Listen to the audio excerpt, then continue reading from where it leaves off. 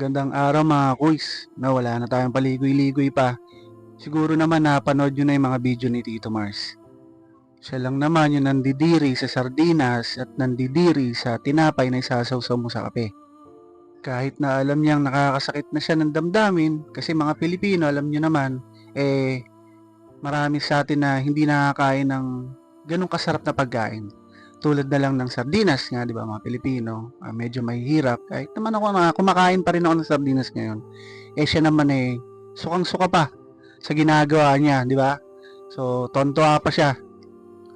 Kahit na nakakasakit siya ng damdamin, tuloy lang. Basta't magkaroon lang siya ng followers, magkaroon lang siya ng pag-trendingan lang siya. At dun sa pagkain naman sa tinapay na isasawsaw mo sa kape, classic yan. Tinuro pa sa akin ng nanay ko yan o tatay ko yan. Sa kanila ko nalaman agad dyan kung paano ko makakainin ng tinapay na matigas. Isasawsaw mo sa kape, di ba? Ang sarap niyan, grabe. Kahit ngayon, ginagawa ko pa rin yan. Pero dahil dito kay Tito Mars, grabe. Talagang pinandidiri siya, no? Masasabi ko lang, maraming mga tao na nagugutom, hindi makakain ng mas masarap pa. So, sardinas lang talaga ang kaya nila para mairaos yung gutom nila.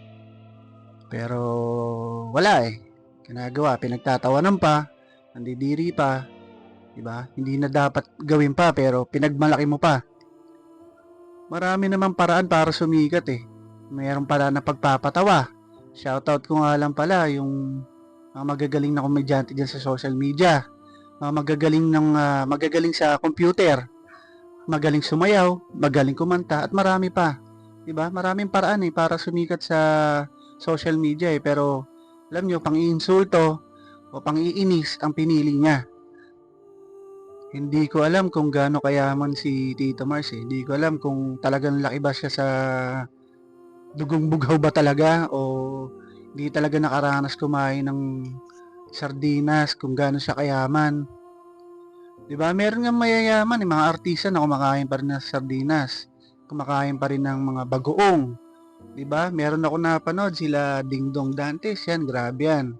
Kumakain niya ng sardinas, bagoong, nagkakamay pa, diba? Salute sa kanya. Diba? Kung sino pa yung sikat katulad ni Dingdong Dantes, di siya maarte. Kung sino pa yung gustong sumikat pa lang, siya yung nakaubod ng arte at kung ano-ano pa ginagawa sa social media. Mang-iinsulto, mang-iinis, diba? Pero hindi ako galit sa kanya. Siyempre nalulungkot lang ako kasi hanggang ngayon, may mga nakakaranas pa rin ng ganyang pagkain. Yung mga bagoong, di ba? At para sa akin lang, yun yung pinili niyang larangan na para sumikat. Ako ang pinili kong larangan, marami. Gusto kong maglaro ng computer games, ganito, mag-comment. Siguro sa pang-iinis, medyo, alam niyo naman, mapang-inis din ako, pero wag naman yung tipong kailangan kong insultuhin o yurakan yung pagkatao ng isang tao, di ba? Mahirap 'yon, alam nyo. Oo, hindi naman ako perpekto katulad ng iba, nakagawa din talaga ako ng mali. Marami akong pagsisinungaling na nasabi, di ba? At uulitin ko, hindi rin ako ganun kabait. Pero syempre, may mga boundaries pa rin ako. Katulad nga niya na hindi ko kailangang laitin ang mga taong kumakain ng ganyang klaseng pagkain dahil naranasan ko yan nung bata pa ako. Kahit ngayon, nararanasan ko pa rin yan. So, ramdam ko yung sakit ng pinagtatawanan kung ano lang kinakain mo. Tsaka ito, tatandaan nyo, sa taas ng ere mo, mas malakas ang lagapak mo kapag nagalit sa yon Diyos. Tatandaan mo yan. Intindi na lang natin yung mga ganyang klaseng tao. Huwag natin silang kagalitan. Bagkus, kawaan pa natin sila kung bakit sila ganyan, 'di ba? Malay nyo nung bata sila, mas masakit yung mga nakuha nila, malay mo. Talagang pinagpapaluin ng bata siya, 'di ba? Dahil ganun nga siya, 'di ba? Meron ganun baka dito lang niya binabawi sa social media nung nagkaroon na siya ng, alam mo 'yon, lakas ng loob. Kaya, yun lang, wag na natin siyang kagalitan. Intindihin na lang natin siya dahil baka magbago pa, 'di ba? Maraming salamat, yun lang. God bless.